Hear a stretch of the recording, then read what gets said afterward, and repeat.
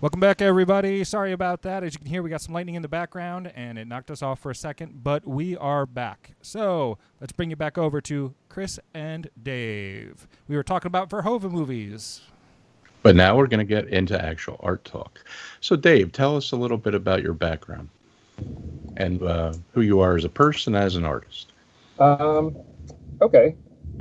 So broad question, but in in brief, I am a traditional media genre illustrator, which means that I paint mostly like horror, science fiction, fantasy type of stuff for um, covers, gaming cards, comic books, things like that. And I work mostly, I work as far as finished product entirely in traditional media, which is really just because that's how I learned, and it's the medium that I'm the most comfortable with, and I understand how to manipulate it to do what I wanted to do. And I also am a person who really enjoys like having a physical artifact, and Sure. so that is a big part of the appeal there for me. Also, is the kind of producing an object nature of painting in traditional. So yeah, that's the elevator pitch anyway. Well, going back to your childhood, like Uh-huh. when did you actually start drawing? Did you, I know you have parents who are probably the greatest mentors to have. Your mom's Julie Bell, the well-known illustrator, and your Boris Vallejo is your stepfather. Was it a natural progression, or is this something, you kind of fell into, or was it always there, the talent, and you felt, well, I'm just, I have it and I'm going to follow it? What, I know we're going to get into Marvel and the collection. I know we've talked in the past. You were into comic books as a child. So I'm sure these influences all add up. So when do you feel that, that you knew this was your path? I think that I, well, so the path that I thought I was going to have has not necessarily always turned out to be the path that I went on. But early on, I just really was into, uh, like the kinds of movies that we were just talking Mm-hmm. about. I was really into comics and specifically Marvel, which my dad uh, was a huge Marvel collector, and so I would read the books that he had, which is funny because a lot of the my knowledge of Marvel is actually I should be too young for, but because I was reading the books in his collection, like I was reading stuff from the 70s, even though I was born in Mm-hmm. 82. so, so yeah, that was just like something that I thought was really fun. And when my mom and Boris met, I was still very young, but at that point, like I was already like really into that kind of stuff, and so it was probably like always an interest of mine. And then I was like 7, 8 years old when I met Boris, and so at that age, like everything, just whatever's happening, feels just like totally normal stuff. Mm-hmm. Mm-hmm. And so, from a really early age, it was just like, oh, okay, yeah, this is what I want to do too, Mm-hmm. Mm-hmm. And there was also an interest in possibly getting involved in doing special effects for movies. I always really liked watching those shows. There used to be, what was the one? There was a show that used to be on History Channel, I think, that was all like, you know, each episode was like the special effects for Demolition Man or the special effects Mm-hmm. for Jurassic Park or something like that, and or like the documentaries for how they did like Return of the Jedi and that kind of Sure. thing.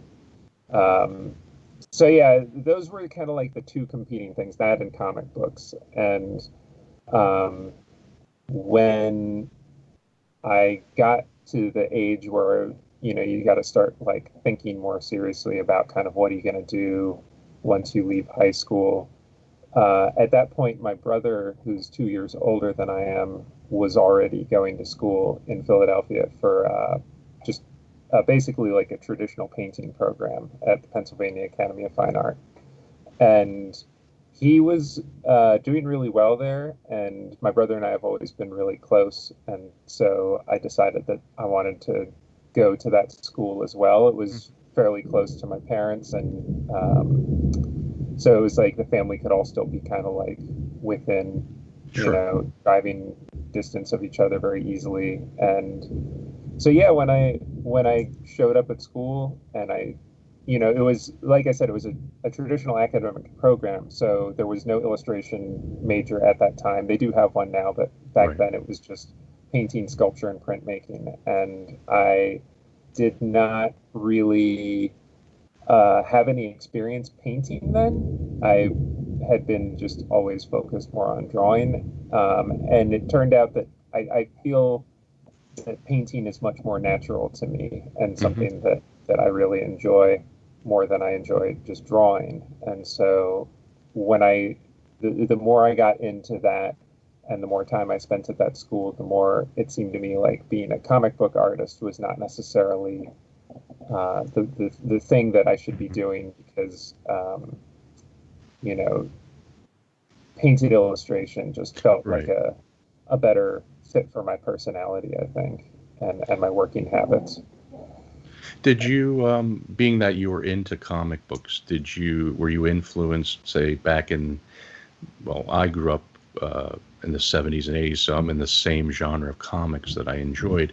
Did artists like Kent Williams or Bill Sienkiewicz notice they were doing a lot of painterly things that before it really took off, I felt, and today we see so many painted covers of comic books. Were they any influence to you, or did you have specific artists from the comic scene that influenced you in terms of like Alex Ross or somebody I of that nature? Yeah, I really liked Alex Ross's work, and I think part of what I really grabbed onto with his stuff was that he was taking. I think that he was the first person I had ever seen, and I don't know if he's considered to be the first person to add that level of realism to Hmm. superheroes. But that was something that really like worked for me, Yeah. and yeah, his work, Joe Jusko, who had a different approach, but also like Yeah. somebody whose work really like made an impact on me at that time. The two of them were probably the as far as like people doing comic book paintings, the Hmm. ones that I was looking at. It wasn't until many years later that I came to know or appreciate some of the like Kent Williams and Sienkiewicz, who I think really like I honestly think I wasn't ready for at Hmm. that age. Like when the earliest kind of like part of my development, I was really focused on um, high realism Right. and learning how to kind of like achieve that illusion in a way that is leaning more towards a photorealist and Hmm. hyperrealist than that kind of like really expressive and abstracted version that Hmm. those guys are doing. And also like Ashley Wood is someone who like I Right. remember kind of like being vaguely aware of these artists when I was a teenager, like just in that kind of like, I worked at a comic store at the time, and so I would run across these things a little Sure. bit, but it wasn't until I want to say maybe like 10 years ago that I just remember kind of like looking at their work, and all of a sudden it was like I'd never seen it before. It just Hmm. made sense to me in a way that I was just like, oh my God, this is like so exciting. Like the way that these guys are, they're not just doing something that is photographically real. They're doing something that is like emotionally impactful and much more bizarre. And so yeah, that definitely like changed for me over the years, like the kind of stuff that I was excited about and looking at. But When yeah. you were in PAFA and even maybe high school, did you have any influences, say, from further back, say like Brandywine artists or Sargent or any of that, or did that evolve? Yeah. I think that I liked NC Wyeth. I mean, the Brandywine is really close by, and that's where you can see all of the Wyeth paintings. And so I did get to go and see those. I remember they would occasionally have shows at my school. For like, I remember seeing a Maxfield Parrish show at PAFA before I was a student I was, there. yeah, I went to that. That was a remember. great show. That was in the 90s, right? Like I 97 or guess, so? I want to guess like 98, 99, something like that, That was maybe. awesome. Because I think eye-opening. that my brother was a student at the time. I graduated high school in 2000, so Yeah. I think it was like right around then. And the yeah, that stuff again. I think that I was more able to kind of like understand it and be into it, and I liked like yeah. I again though, I think that I've only come to appreciate it more and more as time goes on, and the same with Sargent. There were some other guys that like Dean Cornwell and Mead Schaefer, Howard Pyle. Like a lot of those guys. That it kind of was a gradual, like the more I saw, the more it really started to kind of inform what I wanted to do. I think the one that comes to my mind that the first time I saw it, I was just like, this is really something special and hasn't changed from that for me was Leyendecker, which Oh, I yeah. remember going to see a show in New York that had a bunch of Leyendecker. They had the Count of Monte Cristo piece with like the red curtain in Yeah, the yeah, background and the beautiful. heavy top light. And yeah, like I remember seeing that and just being like, who is this? Yeah. And I want to be doing something more like Who's the this. guy that you does know? the I arrow think shirt? it's every Yeah. artist has gone through that. I It remember. doesn't. Go ahead. I'm Yeah. sorry. Are we good? No. I was just saying every artist goes through that. Sorry, guys, I'm off camera.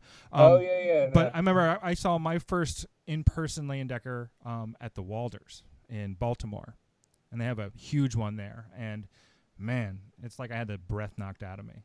Seriously, it was like a Yeah. liver shot or something. It was impressive. I've never Beyond seen impressive. a bad one.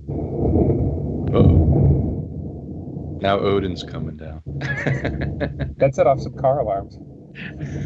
I've never seen a bad one, and that includes like one of the things that I always thought was really fun at like San Diego Comic Con was there were these little booths that were selling just really random Golden Age illustration originals, and so they would have like even just like studies on like envelopes and stuff, like little thumbnails and things like that. And yeah, it's like every piece of his, whether it was just like some warm up, sometimes they would have like warm up portrait studies and things like that. Every single one of them is incredible. So That's amazing. yeah.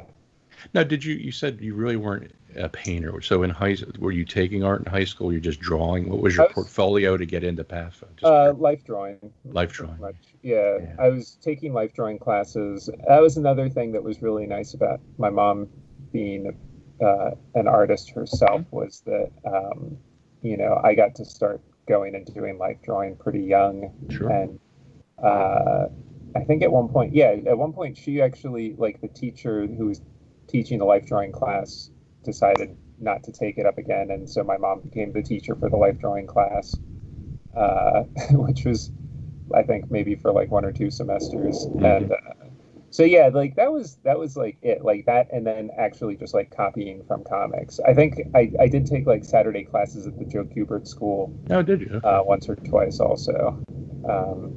But yeah, that was always like the plan for me until I started painting, and I was like, I don't think I could actually make the career work. I know it's such a difficult job, a sequential comic artist.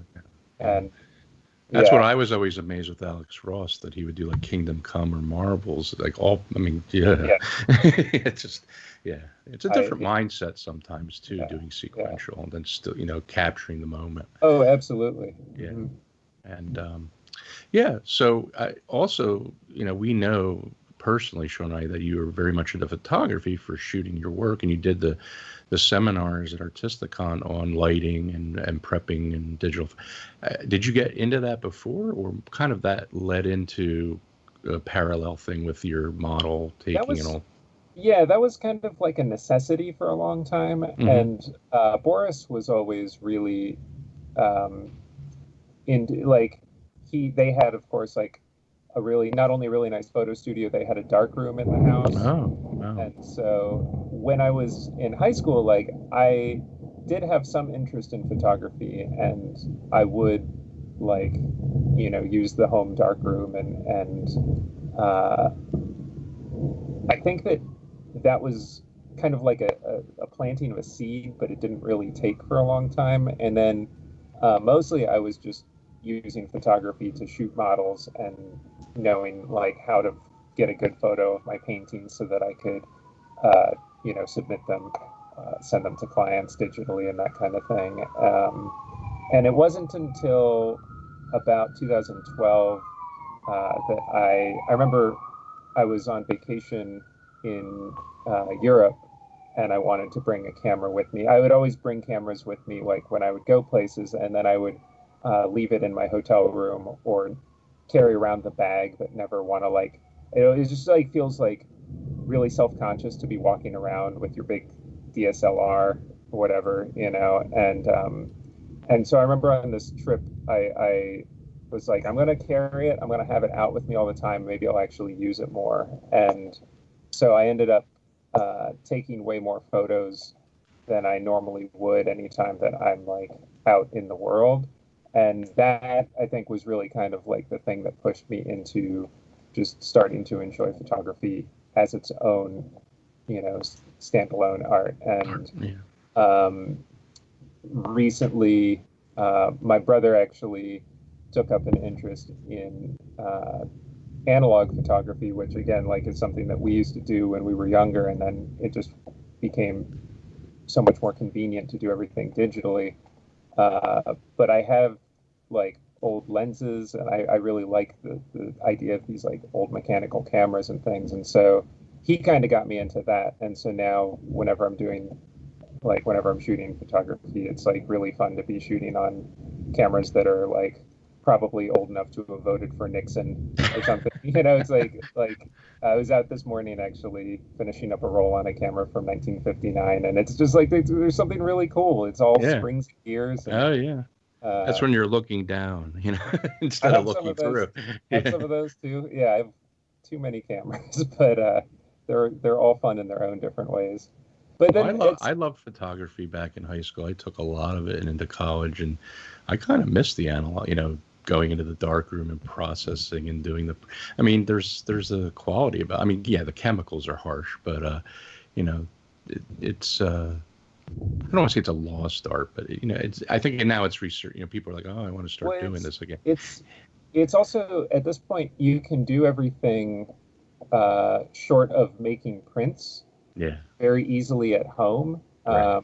The chemicals are really accessible, and you can digitize your negatives, so you don't even really technically need a dark room. You just Right. need a black bag to change your films in. Yeah. And Yeah. there's so much information online. Like, it's amazing, I think, that I was able to know how to do anything when I was a teenager, because uh, the access to like just get on YouTube and find an answer to Oh, I any know. question now makes it so much easier. But yeah, and the more I've gotten into that stuff, I really think it has changed the way that I think about painting also, because it's all just visual language and understanding. Uh, I think going back to like when I wanted to paint in a way that was photoreal, um, understanding why we see the way we see, and how optics work, and the why different lenses give different fields of view and things like that is something that I'm also really interested in. And kind of the more I get into that stuff, the more that it plays a part in the way that I want to plan a picture that I'm going to paint, and the way I think about composing. So yeah, it's always kind of like pinging back and forth between each other. Do you find that your creative process has changed through the last 10 years? Like from you do you work from thumbnail to comp to finish, or do you kind of just, you have it in your head, you shoot the models? I mean, how do you It's actually, changed. yeah, Yeah, it's I've changed my overall process about, I think that was right around 2012 also, that I was getting frustrated. So up until that point, I was basically using the process that my mom and Boris use, which is to do a very tight pencil. Hmm. Based, you have your photo refs, you do a really tight pencil on a, on your surface, and then you do like an acrylic monochromatic underpainting on top of that, and then you go over top with little tiny brushes and just start working in the focal areas and build the painting out. And it was a really good like step forward to me to have a process that was predictable, and I was able to create work that looked the way I wanted it to look and everything. But as time went on, I started to kind of figure out more who I am as a painter, and more the type of art that I'm excited by. I wanted to have more of a painterly quality to what I was doing. And so I was, in the meantime, like doing personal work that I was showing in galleries, and I was doing like kind of experiments, these little figure studies that were just kind of me exploring, um, using different kinds of brushes and using different kinds of techniques to kind of try to bring a little bit more of that NC Wyeth-ness Hmm. to it, a little more Wyeth and a little bit less away from like the my mom and Boris's approach that I had kind of been doing up until that point. And so that kind of like working on this stuff on the side in the background let me kind of come up with a brand new process, which ended up being what I adopted and basically what I'm still doing now, which was more of a combination of what I learned from my folks,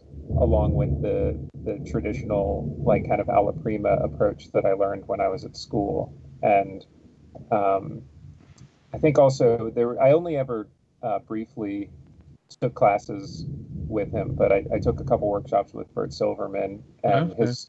his workshops really also helped me. That was like some important missing pieces into the philosophy of how I wanted to paint. Yeah, I love his So, work. oh my gosh, yes, and just like watching him do a demo, hearing him talk about his thought process was massively helpful. And the the way I used to do it was I would make a sketch, usually digitally in Photoshop, and then once the client had approved that, I would shoot reference of my models, and basically like I was always very pro reference. I feel like it's really important. Hmm.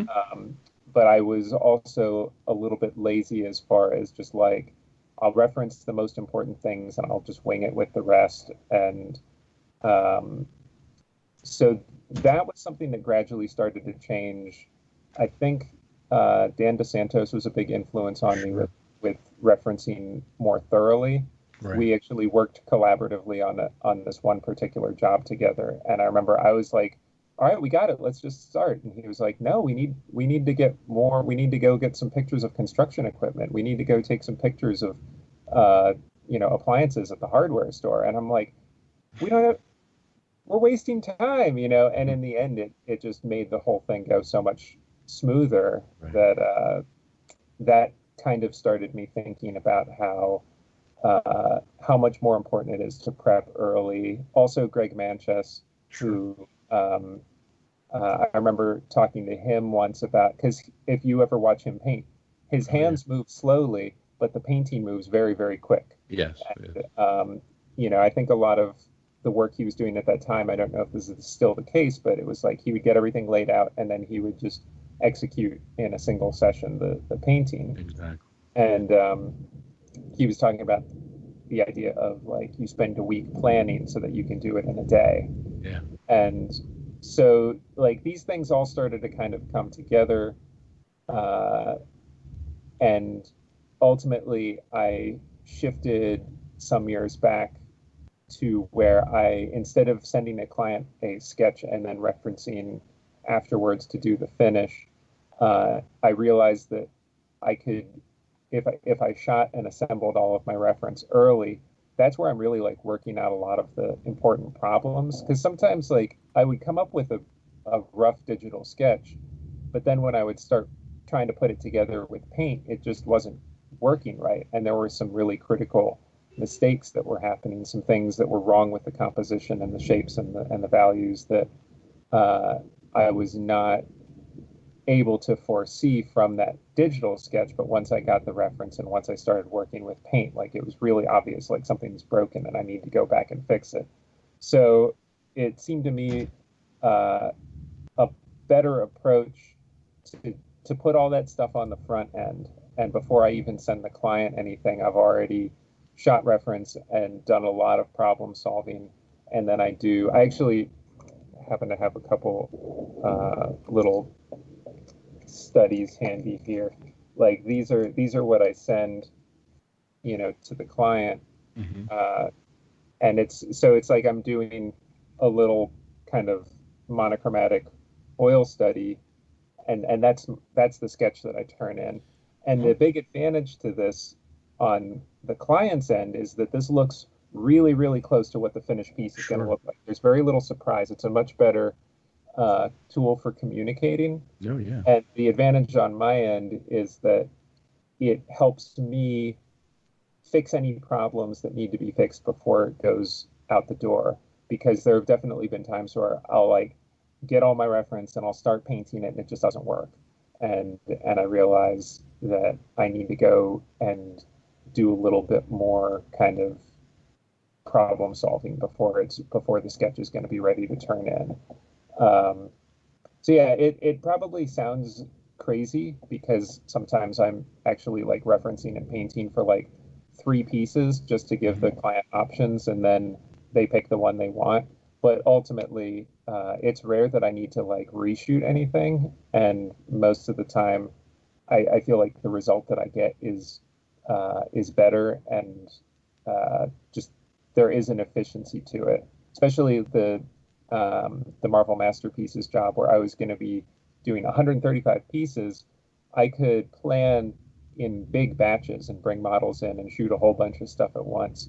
And then once the client approves the sketches that I've sent in, I can sit down that afternoon and I'm ready to start painting. It's like I don't have any more kind of like steps in the middle. It's like it's ready to go. Right. So yeah. I think that's an excellent transition to actually move into, and I popped it up when you were talking briefly and you showed the monochromatic oil study, but I have one queued up, which we were going to talk about anyways. So while you're Mhm. on that topic, I'll just switch right over to it. Yes. Yeah. Yeah. And yeah, and so when I'm doing these, I just have a panel, which is the same panel that I do my finished pieces on.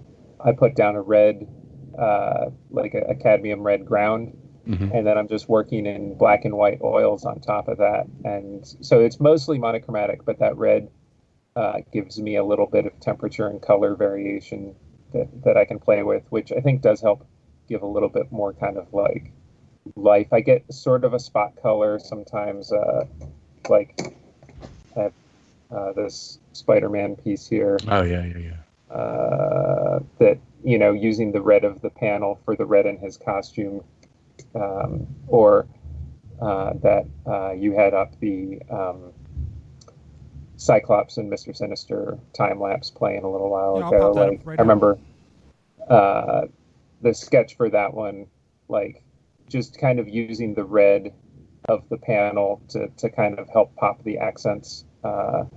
And again, it's just like it's a much better communication tool for me than what I had been doing before. Do you want to explain what medium you're using, and what if you're using like besides the paint, what are you using as far as prepping your boards and things like that? I'm just Actually, curious. let Your me let me interject. Sorry, everybody. So I think this is a great opportunity to kind of pull that question into a series of other questions that I sent Dave. And so as we can see from his time lapse, I'm going to bring it up here. You can see from his time lapse, it looks like he's working from home. And without getting too personal, but what is it that you do to make sure that you can live in that space and paint safely? What kind of materials would you recommend? How do you keep things clean? Maybe you have paint everywhere. Maybe you don't mind brain damage. I don't know. So I guess the question is, a lot of people think, oh, I can't get started painting because I don't have the ideal setup, and that's just not the case. There are ways around it. So any suggestions that you have, I think people would appreciate. I think a lot of people, if you do have health concerns, obviously digital tools are the good option to explore there. And if you want to work traditionally, but you have sensitivity to solvents, which some people do, there are products there are water soluble oils. I don't know too much about using them. Acrylic, squash, anything that is a solvent-free medium is an option to look into. I am fortunate that I don't have any of those issues. My main health concern with this stuff is just to not let my cats get into anything that's going to be toxic to them. And you so and me that both.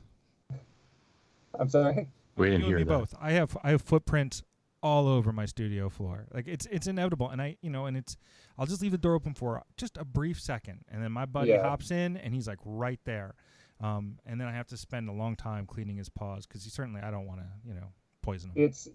It's happened once or twice. There was one we also sometimes foster, and one of our fosters, I swear I was away from my table for 2 minutes, and I turned around, and he had jumped up on the pallet and started eating some quinacridone red, which fortunately is a thoroughly non-toxic color. But yeah, mostly it's just a matter of keeping everything covered. Whenever I'm not sitting and working, I have one of those Stay Fresh pallets with the snap-on lid, and my terp and medium both are in jars with lids. This was something actually also that when we would go, when illustration masterclass was going on every year, there was a safety lecture beforehand where the Amherst College safety manager would come in and give everyone the rules, and basically we had to follow the rules as though we were a chemistry lab. And so I've heard that lecture many times over the years at this point, and it's really pretty simple and easy to just kind of stick to, put lids on your stuff when you're not using it. Don't let anything evaporate into the air, and whatever gets on the surface of your painting for most people is not going to be any kind of, I don't believe, health concern, but there are people with sensitivities, respiratory or contact sensitivities, and if that's the case, then it might be a matter of choosing a different medium, unfortunately, or perhaps if you can just ventilate really well, hopefully that does the job. So are you using just straight terps? Are you using odorless mineral spirits, terpenoid? That sort of thing? I use the blue Weber, right. And I mix that with some linseed oil for my medium. And I also just recently started getting into Gamblin makes this squeezable Galkid. It comes in a little paint tube. Yep. I've been using that a little bit too. I'm finding for certain things I do, the faster drying time is really pretty helpful. If you get a chance, check out Oleogel by Natural Pigments. I have some of that. Silica? Yes. Yeah, I have some of that too. I had used that for a while, and then I think I just kind of forgot about it. And I think I kind of forgot about it and started using the Galkid. But yeah, and that's how I am with my mediums and my materials. I'm just, whatever's in front of me, I'm like, okay, I'll work with this. Sure, and I think that's a good thing. I think being able to move between mediums or drawing materials, even though there might be a learning curve, if you're an oil painter moving to watercolors or vice versa, but the idea is that nothing becomes particularly a crutch. Not that crutches aren't even all that bad. I think we all have them to some degree, and actually there's a good Muddy Colors post on that not too long ago. Yeah, it's nice to have predictable results. So at this point, I just know how much time, if I sit down to paint, I want to put a color wash over what I'm going to be working on, and then start painting on top of that. But I know I can't start painting on it right away, so I'll like put the color wash down right before I'm about to eat lunch, because by the time I'm done eating lunch, it should have kind of set enough that it's going to be like just how I want it. It's like, Sure. and I think every painter is going to kind of discover their own little like, oh yeah, this particular brand of brushes just seems more comfortable to me, or I agree. I don't know why, but for some reason this brand of paint, it's like the amount of binder is just what I'm looking for, as opposed to this other one where everything is just too sloppy. So, yeah. I understand completely. Let's bring up the works again, Sean, beyond the slideshow here. Or, I mean, the time lapse. One with the artist, the knight with the sword. Can we bring that piece up? Yeah, sure. Oh man, I just want to reply. Somebody in my comment feed mentioned to avoid the poor student kerosene method, which reminds me, I was doing a workshop in Ecuador, in Quito, Ecuador, a few years ago, and there was a miscommunication about materials, and so everything was set up and ready to go, but there was no solvent. And I did do my demo using, they found some turpentine that was used for like stripping floors. Oh my. And and I agree, not ideal, but Yeah, but it's not any it different. worked. I don't know what that painting looks like today, but it got the job done at the time. So Yeah, I think what you were talking about, that turpentine, there's two main types, right? There's a type where they tap the tree and then they rectify it. And then the other kind is where they actually pull the sap through compression out of like wood particles, scrap wood particles. right. And that stuff stinks terribly. It is Oh, it's horrible. it was yeah. I mean, yeah, like the difference. I don't know if it was anything different in terms of health risk, but it definitely felt like this is cancer in a bottle. Like Oh this my. is I had this read is something. that there wasn't much difference in terms of the actual physical properties, just that Yeah. it just smells the worst. And it really is. The smell itself gives you a headache. It's rough. Yeah. So sorry to derail. No, those are fun Oh, conversations. no, Those are fun topics. Let's see. You want the night. One moment. There we go. Tell us a little bit about this piece, because I feel the background in these, because I was looking at some of the Marvel, like Ultron and Marvel Masterpiece. It has some similar qualities. So how old is this piece, and what is this? What was this for? That was for Magic. I don't know specifically, but I'm gonna guess that was somewhere around 2013, maybe, Oh, okay. ballpark. And I love painting fire. I think that it's a really fun abstract shape to work with. Mhm. I like any kind of natural forms you can usually bend to suit the composition in whatever way you want, like tree limbs and clouds and things like that. You can really kind of sculpt those in a way that you might not be able to get away with in some other types of things.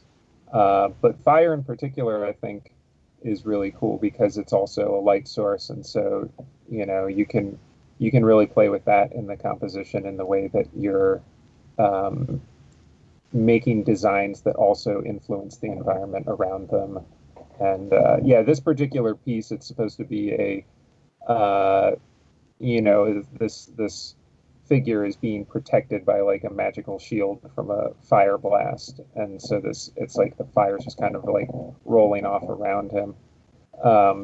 I yeah, I know there's a ton of the Marvel stuff that still hasn't been released yet. I think there's about a dozen, maybe 14 pieces that they've made public out of the 135 so far. But I think that smoke and fire are definitely a heavy recurring theme in those, or maybe motif. I don't know, but whatever the thing is, it's definitely just something that I really enjoy and find fun to. Well, it's play on around an with. You have this piece that was done for Yeah. and you have a lot of similarity. I love it. It was for a graphic novel by IDW. Chris, Sons hold of that up in the Chaos. camera a little bit higher, a little down. There you go. Yeah. Yeah. That's such a fun Well, and piece. also one of the things that I really think, again, like informed by just kind of like photographic experience, is I remember taking photos of some people. There was like a big uh, outdoor party, and there were people doing like fire breathing and just like the flaming hula hoops and things like that, like circus performer type of stuff. And I was taking pictures and then looking at them afterwards, trying to really kind of like understand the the value relationships, what makes this look the way that it looks, like what is it that gives it that effect. And yeah, like in a painting like the cover you were just holding up there, and also yeah, in this one, how the figure is so dark, it's oftentimes like almost silhouetted against the fire, and that's something you see in a lot of cinematography. Also, these um, scenes in movies where there's like a room that the whole room is on fire and there's people in there. It's like the values in the figures are all like compressed into this really narrow range, uh, and it gives the whole thing like so much more drama. I don't know. It's just stuff like that I think is really fun to play with. Do we have that little slideshow where the alien piece was with the? It was like a montage, Sean. Do you one Yeah, bot or have this, it queued up? this I don't know if you knew this. I'm sure you do, but I was in New York Comic Con maybe 2013 or 14, and this was on a giant wall. It was huge. I was like, oh, that's Dave's painting. Yeah, and it just looked amazing that big. And this is like I guess like this is from this is a novel, right, or a graphic novel. Yeah, so this piece was kind of done for the promotional display.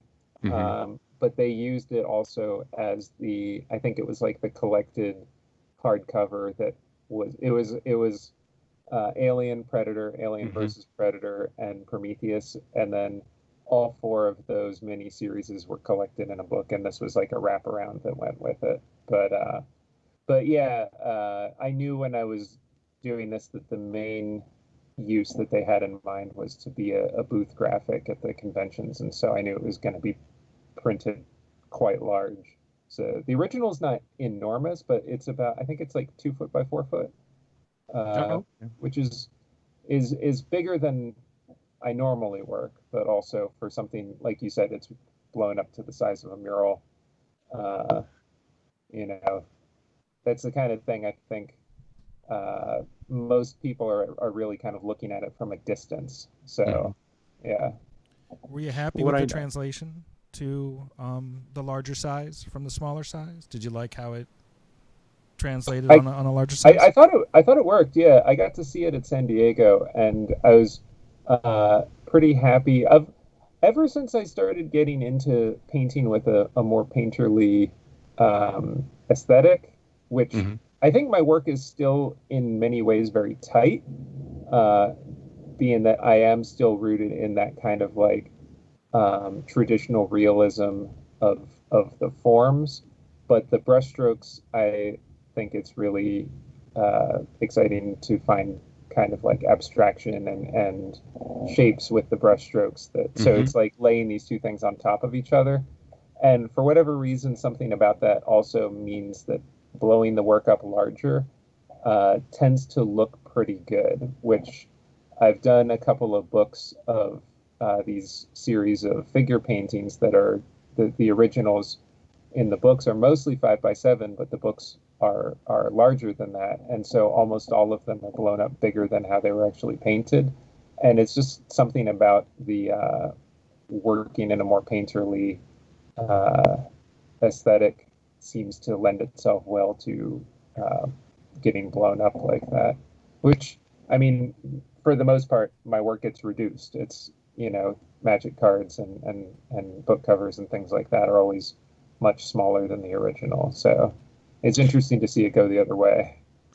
What I really noticed, like from your previous work to some of these Marvel masterpieces in the collective that have been released, is your color palette seems to be much more um, chromatic. Like I think you were more muted towards that monochromatic look. Mhm. And I think you've now, like, well, I think comic books tend to lend with the color, but I thought it was really interesting how you really pushed the color in some of these new pieces in the Marvel Masterpieces. Yeah, that was sorry. Go ahead. No, no, go ahead. Yeah. Oh, yeah, that was something that I was thinking very much about, and yeah, the pieces I've done for Dark Horse, like Alien, really seem to work with that kind of more muted palette, and I think that for a long time that was just where my head was at, and Well, do you I think don't it's know. also the subject matter being I think sci-fi that and horrors, I like, you know? think that it is, but it was showing up in my personal work too, Oh, and okay. it was something that I think it just I've always been a value before color thinker, Yeah, and sure. so um, I'm not sure why my palette has really not changed. Like I'm using almost the same color palette uh, for that I've been using for 10 or 12 years now, and it's a very prismatic palette. But for whatever reason, I got into using like translating that into these very muted Yeah. kind of gray paintings. And then I don't know if you've seen any of the Joe Golem covers that I was doing for Dark Horse, Yes. but those were kind of interesting because Mike Mignola, who is the he's one of the people who basically like owns that property and was, I think, I was not working directly with him, but everything had to go past him and him to kind of give his okay. And I feel like the first few that I did, it took us a little while to kind of like it took me some time to understand like what he was going for with them, what he was looking for, and then it started to follow in this kind of James Bama influenced, like the Mm. Doc Savage covers, kind of thing. And those I always thought was really cool because they were often like monochromatic or like a monochromatic piece with like one contrasting color somewhere in it. And so that was something that was fun to play with, where there is like bright color, but it's still like the whole piece is green. So even though it's got some bright green in it, it's like it's all the same uh, kind of general area. So yeah, and when I started doing the pieces on the Marvel series, it seemed to me like it would be more appropriate to expand into more kind of like colorful, for me anyway. I know a lot of people are way more colorful than anything I did on that set, but yeah, it was fun. It definitely like there are some pieces in there that Here we go. Yeah, here's Ultron with the fire. uh Love it. And I yeah. understand from for our listeners out there, you are actually selling the originals as well. Yeah. So yeah, great. So if you're at his social media on Instagram or is there a special link off the website I for think this? my bio on Instagram Okay, connects to the store, or any if you just go to my website, right. it's just in the store there. Are But these all the same format and size, or they changed? so as you're scrolling through here, you'll see them on the easel on the side there. Most Mm-hmm. of them were 12 by 16 inches. You're about to come up on Spider-Man. That I one is 18 love by it. 24. Yeah. So I did about 100 of the pieces. About I guess I did about 105 pieces at 12 by 16, and about 30 of them were 18 by 24. And Well, it mostly fell along lines of like the really kind of like key characters I wanted to do bigger. Every once in a while, I did a really large version of a character that nobody cares about, but it was just because I got really excited about the painting and kind of got carried away with it. Any now, did favorites? they I know I give you probably shouldn't carte ask. blanche in terms of like composition, or did you say I'm going to research what I want to do for each piece, or they specifically had an idea for each character? I had a list which um, they asked me who I wanted to do, and I sent them a list of characters, and then they came back and they were like, all right, well, so here's the checklist for the set, and most of the characters I wanted to do were on there. There are legal tangles, I think, with some different properties, and I don't know the ins and outs of all that, but I got to do most of the characters that I wanted to do.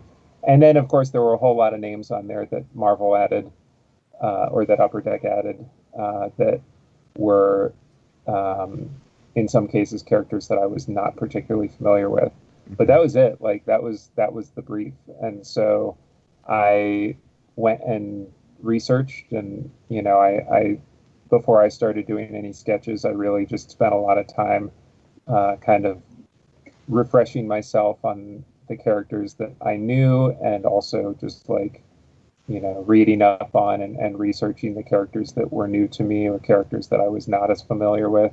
And and then I would kind of write myself little. I have a stack of note cards that I would write my notes on, and then I would, in some cases, come up with little scenarios. Also, in some cases, I would just have more of like a mood or an idea that I would start sketching from. But there were ones like on the scroll, the black cat coming down, stealing the necklace. That I think was one that I had the idea of, like, this is what the scene is going to be. Black cat is in the middle of a theft, and Right. she's like coming down on a rope, kind of a thing. So A heist. yes, and so it was really fun to have not only like a huge expansive project to work in this big series, but then also like there were no real it was like I could approach each of these characters in whatever way I found them interesting, and and work with just whatever I wanted to do with them in that way. There were very few times when I put forward an idea and it was not what they wanted to see. I think maybe twice that I can think of. So now, knowing how you shoot reference for your models and all that, did any of that interfere with the lockdown? Maybe did you get everything done before? I was really lucky that I tend to be, I've worked on enough projects in the past where I have a lot of time to do a kind of like fairly large chunk of work, doing like some of the illustrated novels that I've done. What was the one? Summer of Night, the Dan Simmons book. I think I did maybe like 15 pieces for that. There was Anubis Gates for Centipede Press was around 12 or 13, something like that. And I remember working on those projects in the past that it seems like you've got all the time in the world, and then you realize you have like 2 months left and you have only done like 10% of the work so far. Right. And so it was something that, having had that experience in the past, I wanted to make sure, like, I need to get started early and maintain a schedule on these. And for me, the way that worked was doing a lot of sketching really like on the front end, and then getting models. Like I was doing pencil roughs. Normally, I don't send pencil roughs to a client and painted sketches, but in this case, I was sending them pencil roughs and then bringing models in, shooting photos, and then doing the painted sketches and then doing the finishes from there. And I had like different tiers, like different stages that were at different points of development simultaneously. So, I know, like, all right, I've got 40 approved pencil roughs that I know are pretty much like the concept is set. And then I've got these 10 pieces that I've turned sketches in for, and they've been approved. So I can sit down and I can work on finishes of those sketches today, or I could work on some painted sketches based on the approved pencil roughs, or I could work on some pencil roughs to get the next batch going. And it was like the idea originally was I wanted to have flexibility so that if I was waiting for feedback, if there was any kind of a holdup in that respect, that I wasn't going to lose time just sitting around, that I would be able to transition into like, all right, they haven't gotten back to me on those sketches yet. So in the meantime, I'm going to work on these these pieces that they've already approved sketches of or whatever, And so for that reason, it was this kind of thing where it was like the first half felt like there wasn't like if you look at how much pieces I'm producing per day or per week or whatever, it's like you're never going to make your deadline because time is going by and you're not turning in that many finals. But it was because I was doing all this prep work so that in the second half I could just sit down and just like knock out 5 pieces in a week, and that was really fortunate because yeah, when the lockdown happened and it wouldn't have been a good idea to be bringing models into the house and shooting reference, and I'm not sure like people would have been available. I'm not sure like I don't know what would have been the way to deal with that. But fortunately, at that point, just because I wanted to be on top of everything, I had already shot. I think by like early February, I didn't finish the project until April, but by early February, I already had all the reference I needed for the next like few dozen pieces that I still had to do.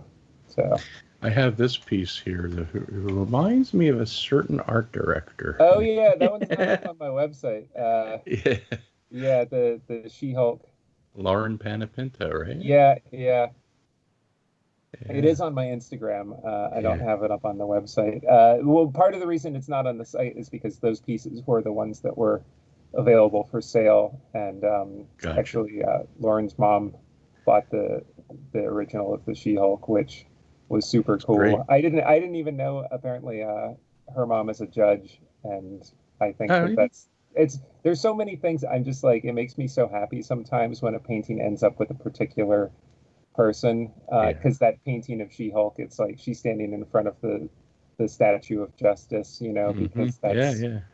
She-Hulk is Yeah. an attorney, and Yeah, so it's just like a definitely. lot of things just felt like That's uh, awesome. coming together there. But yeah, Lauren, I was like, she needs to. I can't do She-Hulk with anybody but her. It's got to Yeah. be. So I was really glad that she was And she's she was got the up for green it. hair right there for her. Yeah, I'm yeah, it was really fun. That was a good one. I love this piece. I mean, I don't know if it's on the website, the Wolverine. You went with the That one original. is also not on my site Okay. because Upper Deck owns that one. Okay. But So yeah, went with the original yellow, which yeah, is they did request as far as like how much kind of direction I got on how to present the characters. They did send me reference folders for each character, and so I usually followed whatever the costume was that if they sent me, in that case of Wolverine, that was the costume reference that I got. And honestly, that's I think like the classic Wolverine anyway. yeah, yeah, So he's changed his costume here and there, but it seems like he always goes back to that one at some yeah, point. yeah.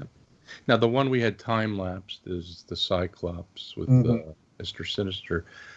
It's just really a unique way of portraying these two characters. I mean, from the traditional bang 'em up, it's just like Hmm. something's going on here, and it intrigues me to look even further. And just, can you explain what your thought process was behind this? Yeah, I mean, for one thing, it was tricky. There are a number of pieces in the set that's like versus, two characters fighting each other, Hmm. and it became very quickly a challenge to have two characters prominently displayed in the piece Hmm. without just repeating the same composition over and over again, Right. because you know you can't have it like looking over the shoulder or anything. We got to have both of these characters in a way that we can really kind of see both of these characters.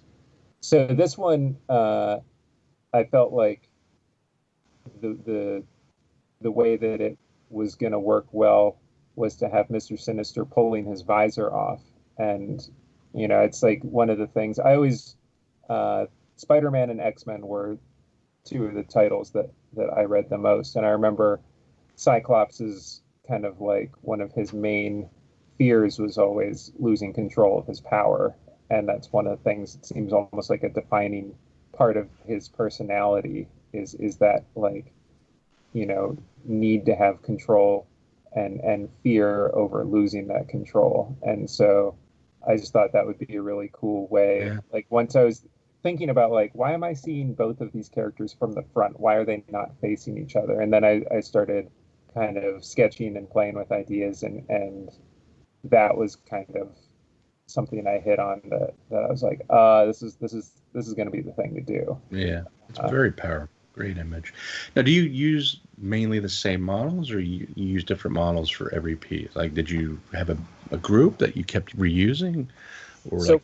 for this many pieces, I felt like I was using like every trick in the bag. Yeah. And so I was shooting new models most of the time. Hmm. And there were a couple of people who I had not really worked with previously that, it's like I didn't have a lot of um, people most of the models I work with were not really like the superhero body type. Right. And so that was something I needed to kind of like find people who were going to be more muscular, more kind of like that like physical Yeah. appearance.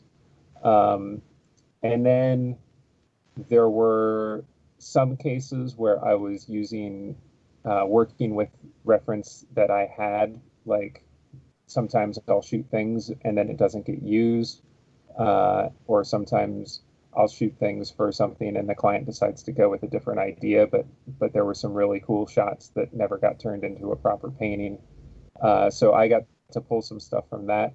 I did not do very much of this, but there might be one or two pieces where I was using some 3D, uh, which is something that I've only just recently started kind of learning what I can do with that. Software of choice. What do you use? You use Blender, Maya? I'm using Daz Oh, because okay. Yeah, yeah, yeah. it was a real easy entry point. I actually have found what it's most useful to me for is not the figure stuff, but just like objects and environments. I've found it's I mean, I do sometimes just like more kind of like mainstream illustration for things that are not typically like the stuff that you might think of me for. And I did a piece recently for Texas Monthly where I needed some oil derricks, and I'm like on Google trying to find pictures of oil derricks that are from the angle I want and everything. And at a certain point, I just realized like, wait a minute, I should be looking for 3D models of this, and then I Mm. can, just kind of construct the scene the way I want it to be. And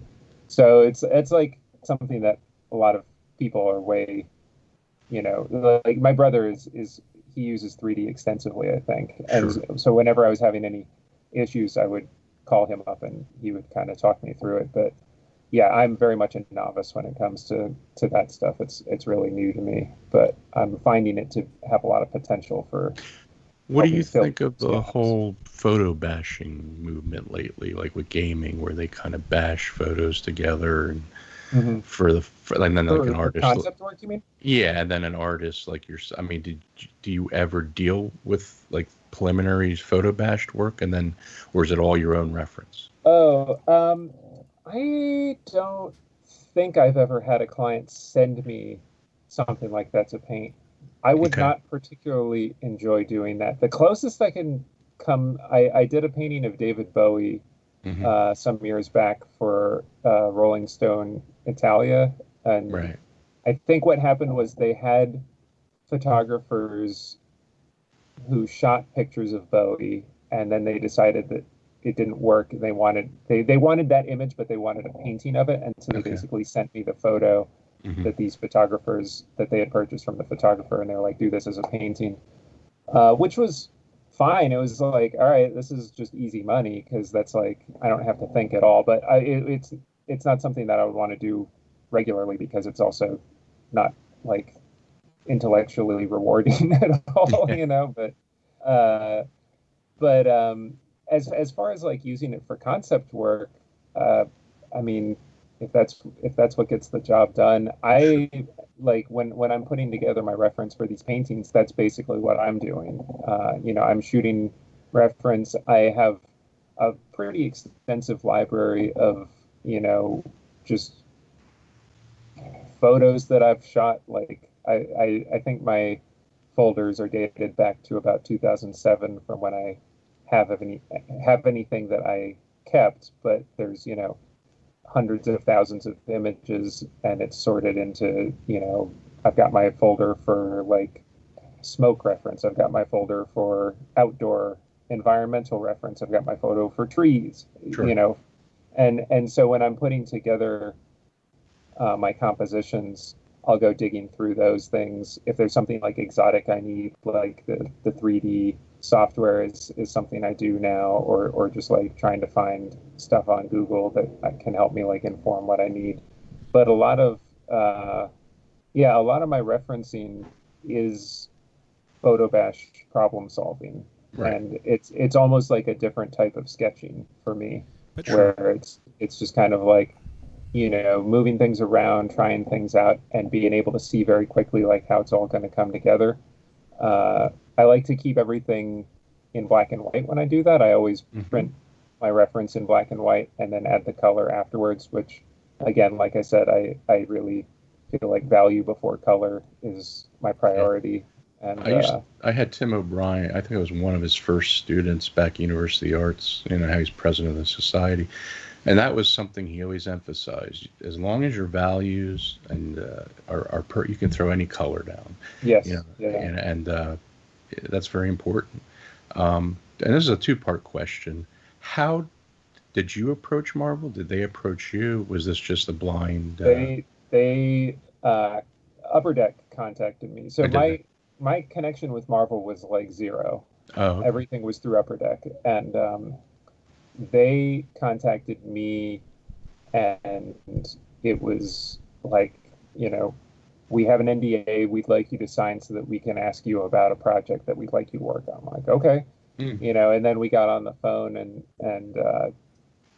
they basically gave me this is we're doing a Marvel Masterpieces, this many pieces, we need them by this date.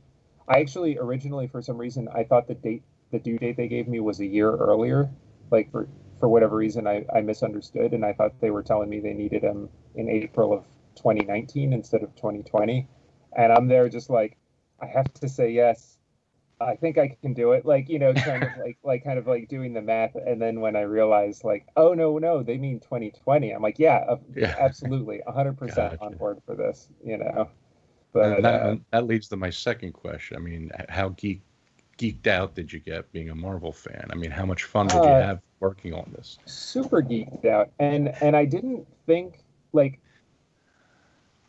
I think that stuff is really like deep rooted for me. Hmm. Um, but it's not really been top of mind lately. Well, I mean, it has been top of mind lately now, but prior to working on this job, it was something that like I really haven't seen most of the movies. I really have not followed. Like, I worked at a comic store when I was in school, but then after that, like, I kind of fell out with keeping up with all that stuff. And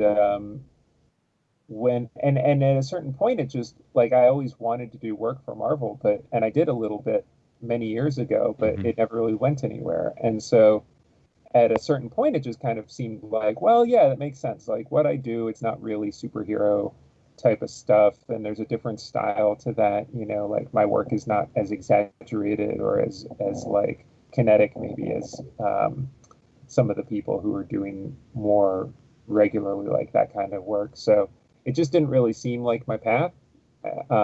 And when that came up, and they asked if I was interested in doing it, like I really did have that kind of feeling of like I had to stop for a second and be like, am I still excited about this? And I was like, yes, Hmm. I'm deeply excited about this. Right. It was I think I also was starting to feel just a little bit kind of like frustrated with, like, I was enjoying some of the projects I was doing, Hmm. like Joe Golem, for example, was something that would come up now and then. There'd be a new run of covers for those, and those were always really like something that I felt really connected to. A lot of the work I was doing, The moon, but I don't want to interrupt that Moon Knight. I uh, love Moon Knights. I yeah, I just was love gonna that have to say guy. something. That Moon Knight is phenomenal.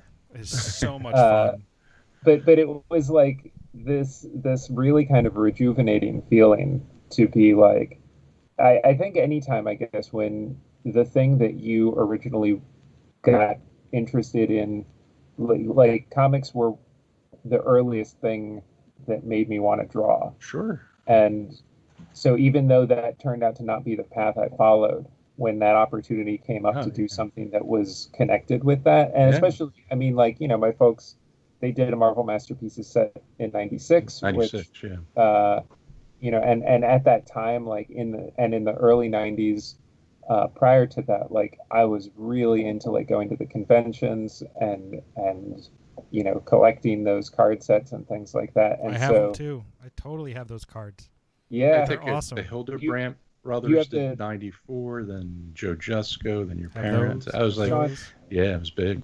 Sean, you have the 96 ones. They are amongst, when during the 90s, right? So I graduated high school in 95. So between like about 94 to 90, maybe about 2000, they were like pumping out those cards all the time. And it was everybody, the Hildebrandts, Hmm. Yeah. Jusco, Frazetta, you name it. Like all the big, your family.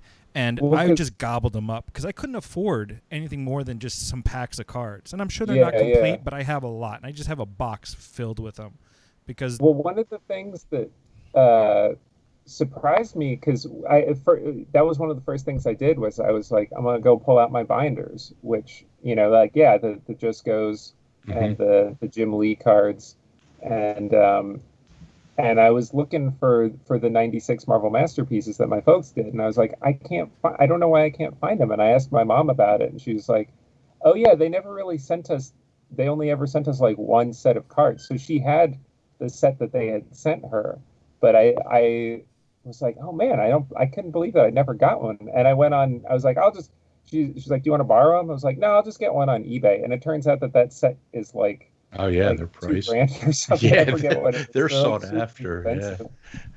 should But have properly yeah, it sleeved was them like a then. really short So, in run. other words, ask for multiple sets, Dave, of your investing. Yeah, mine are worth about a But buck. They are dog-eared and chewed up, and all of those cards. I would just it's just look at them so for cool hours. to have those still from Yeah. your childhood, right? Oh, Like, sure. Yeah. Oh, that's awesome. Well, let's talk about what you feel has gotten you. I mean, obviously this project's gotten you through lockdown, but do you have any suggestions for artists? Or, I mean, we know a lot of people out there mutually that are just struggling, and the convention scene is on hold. And do you have any thoughts? Anything you could convey? Maybe got you through a tough day, or something that you would suggest to a fledgling artist or even seasoned artist, that what to focus on and try to be positive, and see the silver lining in things. um, yeah, I mean, it's if I think it's I'm getting the sense that everybody's experiencing that in different ways. It Yeah. seems that some people are abnormally busy, Yeah. and some people are, um, it's Stalled. just been like Yeah. really dead. And so if there's not a lot of work coming in, I've always personally taken those moments to do some personal work, explore projects that I am interested in, but normally don't have the time for. I don't know why, with all of this going on, it feels harder to do that than usual. Hmm. Um, and so, like, that's something that I've struggled with a little bit too, is when I do find myself with some time between jobs, and I know, like, there is a project that um, I'm far along into, and I know what I want to do to keep working on it, but for some reason it's hard for me even to keep working on that when I have those pockets of time to do it. So I don't know that I really have a piece of advice other than just also being okay with it. You don't need to be producing all the time, Yeah. and I mentioned that I was out taking pictures this morning.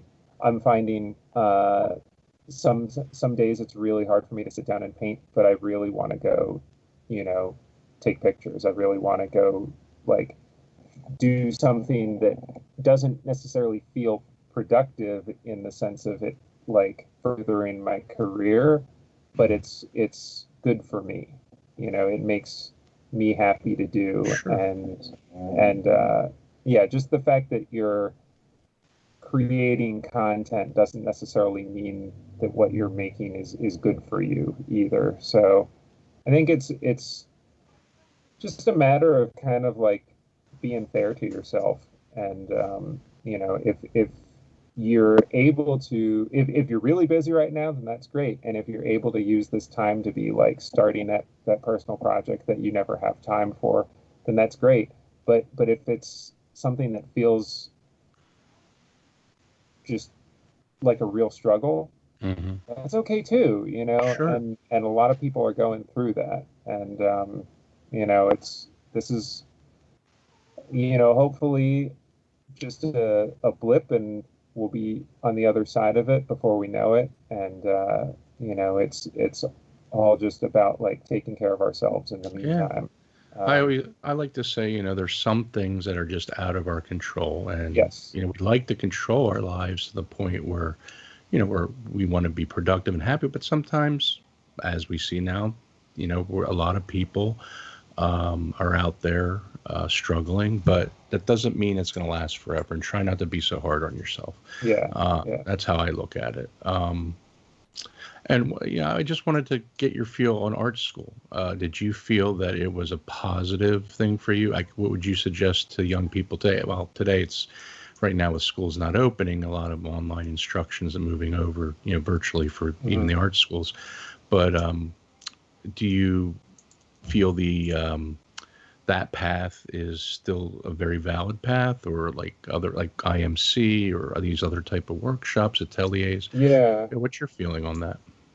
There's a lot of good workshops, I think. I don't know what the status is on IMC. This was going to be the last IMC at Amherst this year, and then that ended Okay. up getting canceled because of COVID.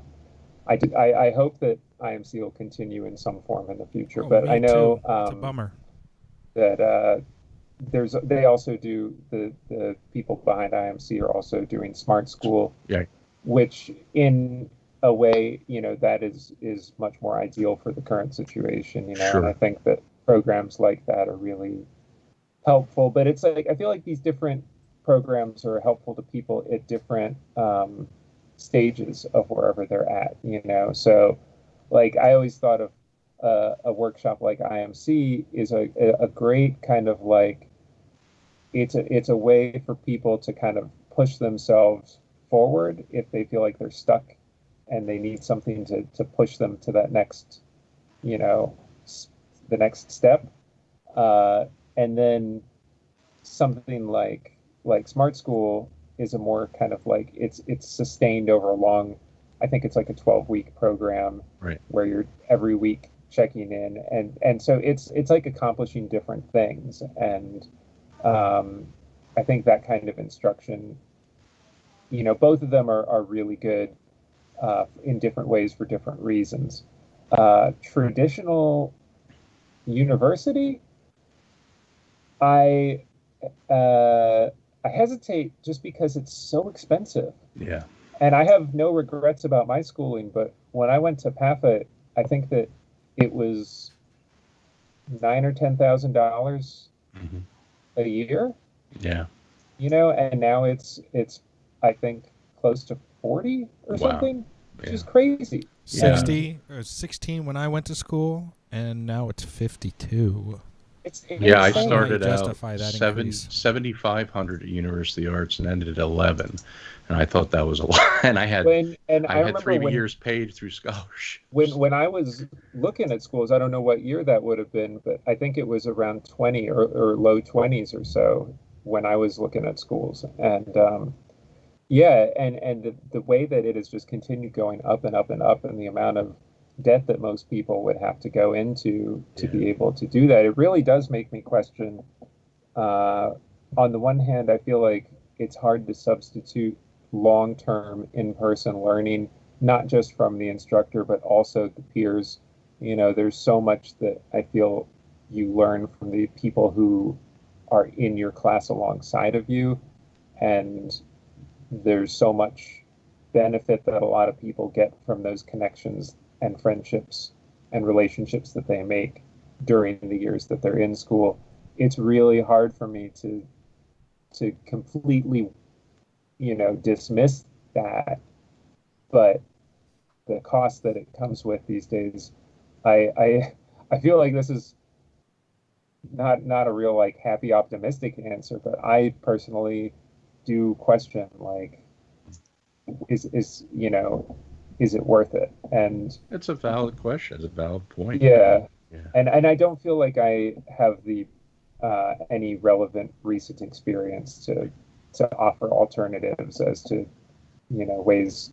If there is something like, I think that in New York, Art Students League and Grand Central offer kind of like a la carte style education, which is much more affordable. But even that, I think it's hard to build a curriculum if you're coming out of, like, most students are 19 years old and they don't know like what classes to take in what order, and what they're going to be interested in. That foundation year where you're forced to take all the classes that you don't want really turn out to be like a good experience for a lot of people, and they're like, oh my god, I love sculpture, I thought I wouldn't like this, but this is what I want to do. So I don't know. If it's Well, the Chris, model real quick. may change too, because if this continues on for enough time, the art schools can't sustain that. I mean, I can't see a student paying online tuition the same rate. I know University of Pennsylvania just announced going completely virtual and drastically lowering their tuition. Whatever. So I guess from a gazillion a year to half a gazillion.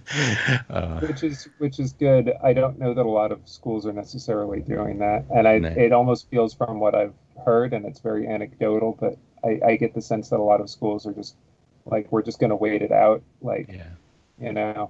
which probably makes sense on their end, but it doesn't address that larger problem of No. Let me ballooning interject real prices. quick, if I can. Sure. I just want to get back to the atelier, because I think it's probably one of the better sort of things to come up over the last 15 years.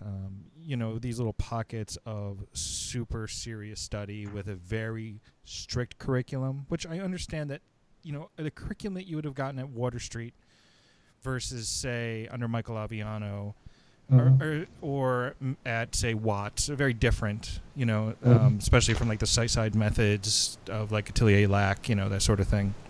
And I'm doing them all a disservice, because each of them are very powerful in their own way, and I don't want to discount any one of them.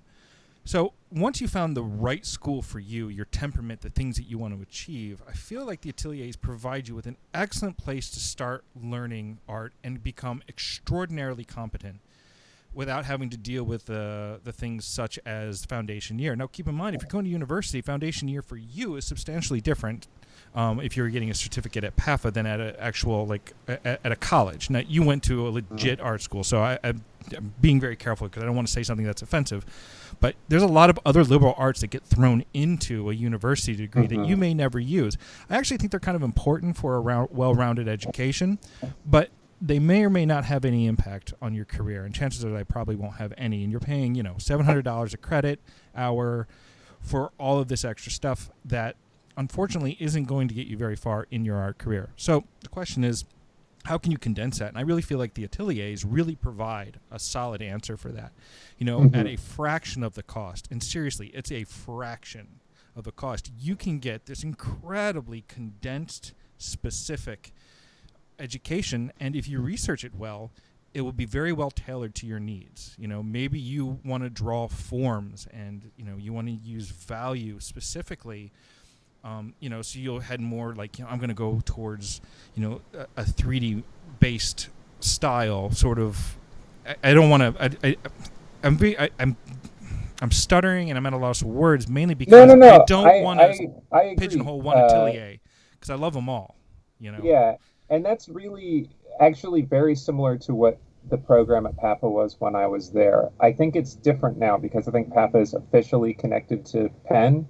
And so there is, like you mentioned, the certificate, which was the program that I did. And I don't think that PAFA. exists anymore. I love PAFA, yes. I don't want to. I mean, actually a little jealous that you went there, because I wouldn't have gone to my first school. I would have rather have gone to PAFA. Oh, but no, I mean, yeah, I'm very happy with uh, what I got out of that, and um, I I had the option and declined to do this to take additional classes at Penn so that I would actually have a Correct. degree. Right. I don't have a degree, but I did my 4 years at PAFA, and it really was uh, in many ways an atelier program Hmm. that I went through. And yes, I think like value wise, that is definitely the way to go. And it probably is going to be a more focused and higher quality education. I'm really shocked when I meet students at EluxCon or at Artisticon, and I'm talking to people who are going to what seem like they should be decent schools and they're in their third year and they're just getting their first life drawing class. Yeah. It's And it's like, terrifying. what did you do for the 2 years before this? Like, yeah, so an atelier program um, might have some disadvantages as far as getting financial aid and things like that. But just as far as the actual, I think like the education and the kind of like costs not being unreasonable. Yeah, agreed. Yeah. You could pay Yeah. for an atelier education with a full-time job, which you couldn't Mm-hmm. do with a college education at this point.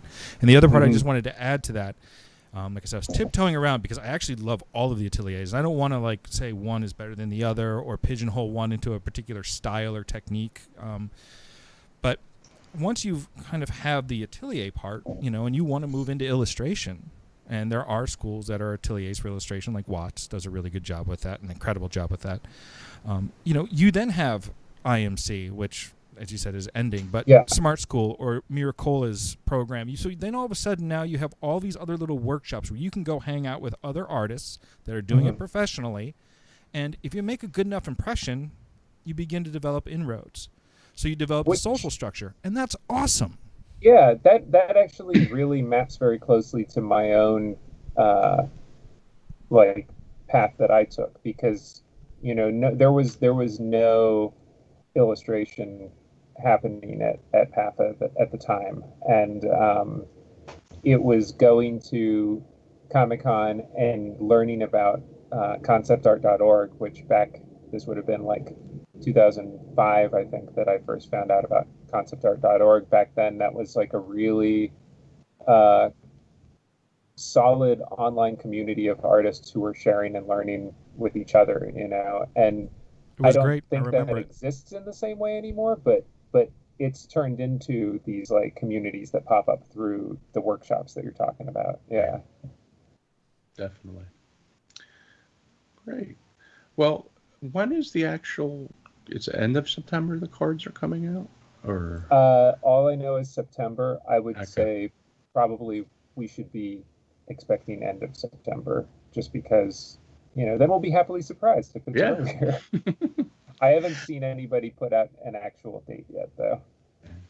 Or did you know if they're taking pre-orders or like you just go to your comic shop or? I do not know how it works. I've seen some saltiness on Facebook posts about, I guess there's only like one or two places doing pre-orders right now, and Okay. something like there's one place, but they keep raising their price, which Oh, seems not good. I don't know.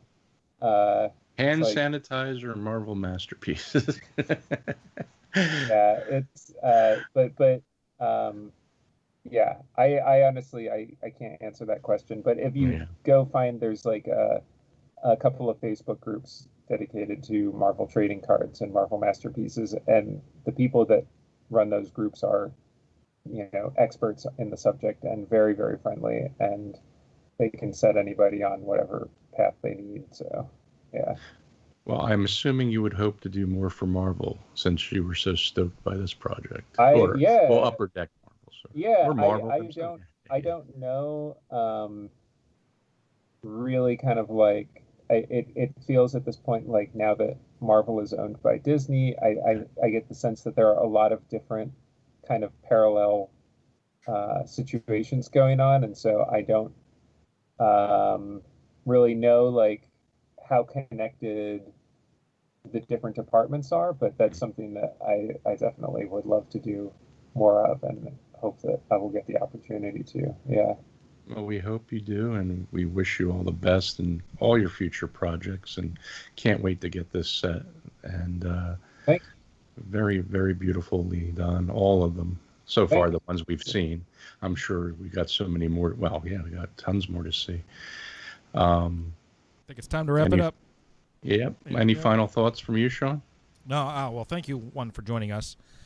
Sorry about the snafu in the beginning. Yeah. Never a perfect stream. I just can't get it. Can't make it happen. But this time it was nature, or maybe it was me. I will not tell you. But look, it was really great having you on, and thank you so much. And I think this is a really educational stream. I think we touched on a lot of really cool topics. So a little bit for everybody. Well, yeah, thanks for having me. Thanks for putting this together. Sean, for also what I don't know what headaches you've got going on the tech side over there, but I appreciate you. No headaches now. It's awesome. Making this all work. So, well, thank you Chris, again, Dave. It's been great talking with you. Yeah. And hopefully when the next iteration in person of Artisticon happens, we don't know when, that got put on hold, we'll be seeing you again in person. Yeah, I definitely look forward to seeing you there. Yeah, absolutely. Well, thanks again, Dave. And to all our viewers, check out Dave at dvpalumbo.com. His work can be found there with some of the Marvel Masterpiece has been released. And on his Instagram. I think you post a lot there. So please check it out. Any art directors listening, go there, hire them. And thanks again. Have a great day. Say hi to your mom and dad and your brother and his wife. Absolutely. And your wife. All right, everybody. Take care. Take care.